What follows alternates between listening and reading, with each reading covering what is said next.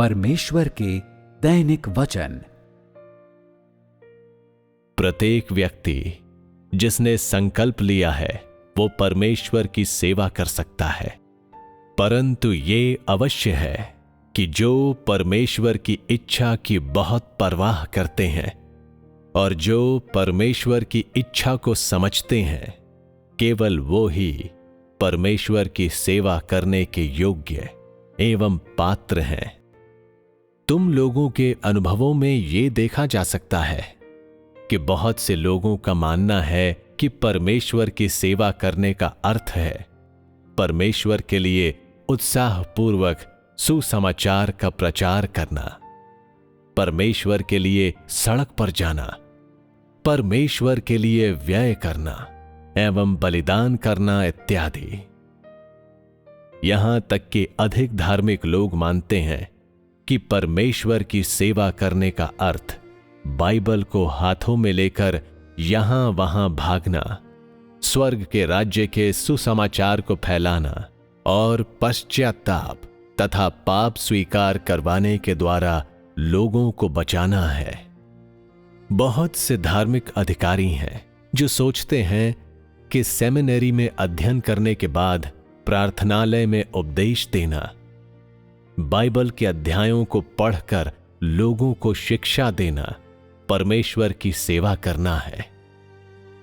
बहुत से साथी भाई और बहन मानते हैं कि परमेश्वर की सेवा करने का अर्थ कभी भी विवाह न करना और परिवार न बढ़ाना और अपने संपूर्ण अस्तित्व को परमेश्वर के प्रति समर्पित कर देना है। दरिद्र प्रदेशों में ऐसे भी लोग हैं जो मानते हैं कि परमेश्वर की सेवा करने का अर्थ चंगाई करना और दुष्ट आत्माओं को निकालना है, या भाइयों एवं बहनों के लिए प्रार्थना करना या उनकी सेवा करना है। तुम लोगों के बीच बहुत से ऐसे लोग हैं जो मानते हैं कि परमेश्वर की सेवा करने का अर्थ परमेश्वर के वचनों को खाना और पीना और प्रतिदिन परमेश्वर से प्रार्थना करना और हर जगह कलीसियाओं में जाना है। इस प्रकार ऐसे लोग भी हैं जो कहते हैं कि कलीसिया का जीवन जीना ही परमेश्वर की सेवा करना है। फिर भी कुछ लोग जानते हैं कि परमेश्वर की सेवा करने का वास्तविक अर्थ क्या है। यद्यपि परमेश्वर की सेवा करने वाले इतने लोग हैं जितने आकाश में तारे हैं, किंतु ऐसे लोगों की संख्या नगण्य है, महत्वहीन रूप से छोटी है, जो प्रत्यक्षतः परमेश्वर की सेवा कर सकते हैं और जो परमेश्वर की इच्छा की सेवा करने में समर्थ है। मैं ऐसा क्यों कहता हूं? मैं ऐसा इसलिए कहता हूं क्योंकि तुम लोग परमेश्वर की सेवा वाक्यांश के मुख्य सार को नहीं समझते हो और परमेश्वर की इच्छा की सेवा कैसे की जाए इस बारे में तुम लोग बहुत कम समझते हो। आज हम मुख्य रूप से संगति कर रहे हैं कि परमेश्वर की इच्छा के अनुरूप किस प्रकार सेवा करें, परमेश्वर की इच्छा को संतुष्ट करने के लिए किस प्रकार सेवा करें। यदि तुम लोग परमेश्वर की इच्छा की सेवा करना चाहते हो तो तुम लोगों को पहले यह अवश्य समझना चाहिए कि किस प्रकार के लोगों को परमेश्वर प्यार करता है, किस प्रकार के लोगों से परमेश्वर घृणा करता है, किस प्रकार के लोग परमेश्वर के द्वारा पूर्ण बनाए जाते हैं और किस प्रकार के लोग परमेश्वर की सेवा करने के लिए योग्य होते हैं। ये सबसे छोटी चीज है जिससे तुम लोगों को सज्जित होना चाहिए। इसके अतिरिक्त तुम लोगों को परमेश्वर के कार्य के लक्ष्यों को और उस कार्य को जानना चाहिए जिसे परमेश्वर अभी यहीं करेगा। इसे समझने के पश्चात और परमेश्वर के वचनों के मार्गदर्शन के माध्यम से तुम लोग सबसे पहले प्रवेश करोगे और सबसे पहले परमेश्वर के महान आदेश को प्राप्त करोगे। जब तुम लोग परमेश्वर के वचनों के आधार पर वास्तव में अनुभव कर लोगे और जब तुम लोग वास्तव में परमेश्वर के कार्यों को जान लोगे, तो तुम लोग परमेश्वर की सेवा करने के लिए योग्य हो जाओगे। और जब तुम लोग उसकी सेवा करते हो तो तब होता है कि परमेश्वर तुम लोगों की आध्यात्मिक आंखों को प्रबुद्ध करता है और तुम लोगों को परमेश्वर के कार्य की अधिक समझ प्राप्त करने एवं उसे अधिक स्पष्टता से देखने की अनुमति देता है।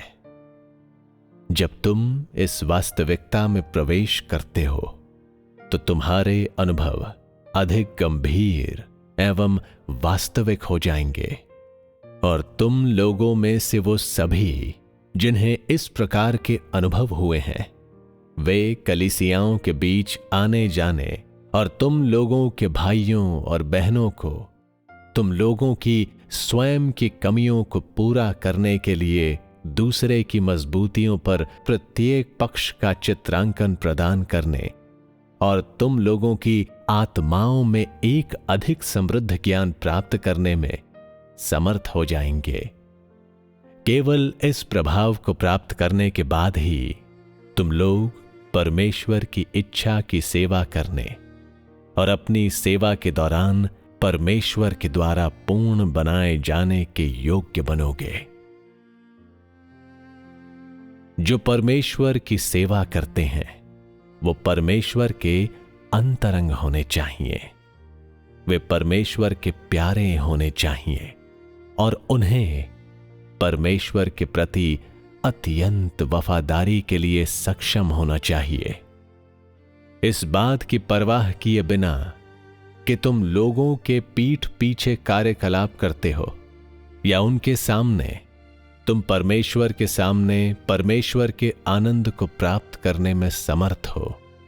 तुम परमेश्वर के सामने अडिग रहने में समर्थ हो और इस बात की परवाह किए बिना कि अन्य लोग तुम्हारे साथ कैसा व्यवहार करते हैं, तुम हमेशा अपने स्वयं के मार्ग पर चलते हो और परमेश्वर की जिम्मेदारी का पूरा ध्यान रखते हो।